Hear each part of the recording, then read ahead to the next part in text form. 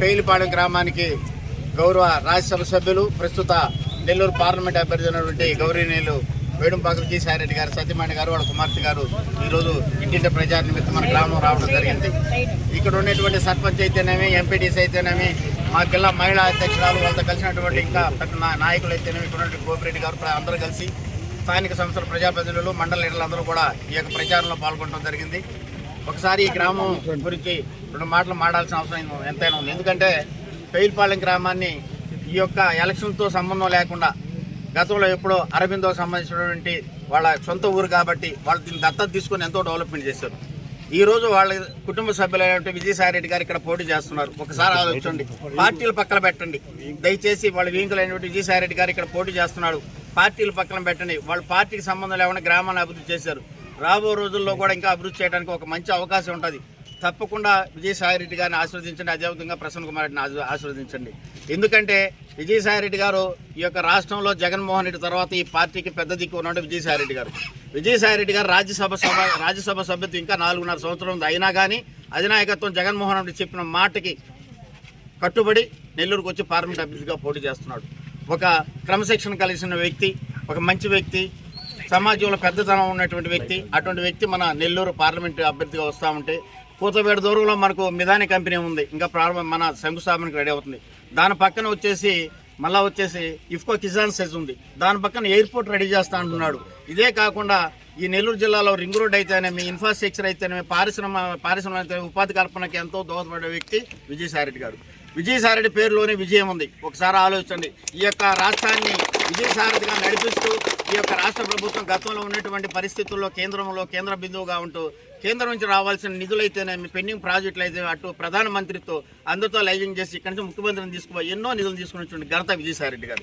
అటువంటి విజయసాయిరెడ్డి గారు మన నెల్లూరుకు వస్తున్నాడంటే నెల్లూరు ముఖ చిత్రం భారతదేశ చిత్రపటంలో ఉంటుంది. దయచేసి ఆలోచించండి. మరి ప్రత్యేకించి పేలిపాలెంలో ఉన్నటువంటి ప్రతి ఒక్క పార్టీ వాళ్ళకి చేతులెత్తే దాన్ని బట్టి నమస్కరించి పాదాభివందనం చేస్తూ అడుగుతా ఉన్నా. ఒకసారి విజయసాయిరెడ్డి గారు మనం కానీ పార్లమెంట్ అభ్యర్థిగా మనం గెలిపించుకుంటే జీవితాంతం ఆయన మనకు పార్లమెంట్ అభ్యర్థిగా ఉంటాడు. ఎందుకంటే అటువంటి మంచి క్రమశిక్షణ కలిగిన వ్యక్తి, మంచి వ్యక్తి. మరి జగన్మోహన్ రెడ్డిని చూసినట్టే మన జగన్మోహన్ రెడ్డి మనం చెప్పుకోవడానికి అవకాశం ఉన్నది కాబట్టి విజయసాయిరెడ్డికి మన సమస్య చెప్పుకుంటే జగన్మోహన్ రెడ్డి చెప్పుకున్నట్టే అనుక్షణం కూడా ఈ యొక్క పార్టీ కార్యకర్తల పట్ల, కేడర్ పట్ల నిత్యం పనిచేసిన వ్యక్తి విజయసాయిరెడ్డి గారు.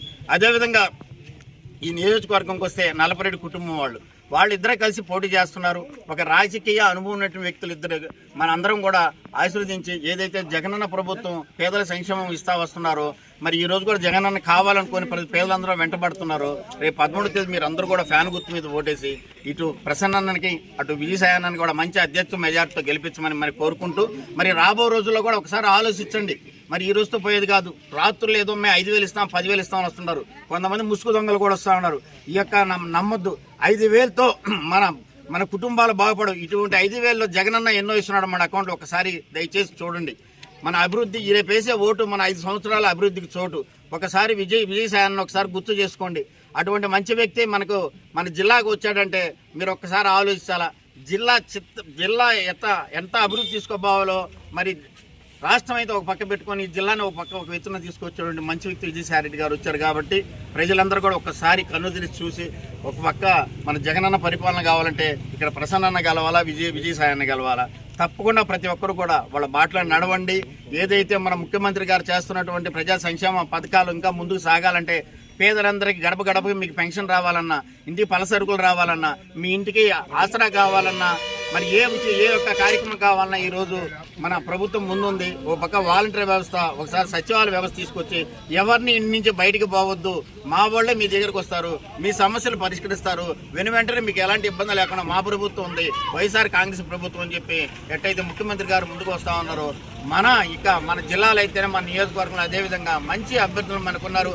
సుపరిపాలన అందించేటువంటి విజయసాయిరెడ్డి గారు, ఇటు ప్రసన్న కుమార్ రెడ్డి ఉన్నారు కాబట్టి మరొకసారి మీరందరూ కూడా వచ్చినటువంటి అతిథులను కూడా మీరంతా ఆహ్వానించి మీ ఆప్యాయత, అనురాగం, మీ ఆశీస్సులు ఉన్నటువంటి ఈ కుటుంబానికి, అదేవిధంగా విజయసాయిరెడ్డి గారికి, ప్రసన్న కుమార్ రెడ్డి గారికి, జగన్మోహన్ రెడ్డి గారికి మీరందరూ అందించి రేపు రాబో రోజుల్లో రేపు 13వ తేదీ మంచి మెజార్టీతో గెలిపిస్తారని గ్రామస్తులను మరొకసారి ప్రత్యేక ధన్యవాదాలు తెలుపుకుంటూ సెలవు.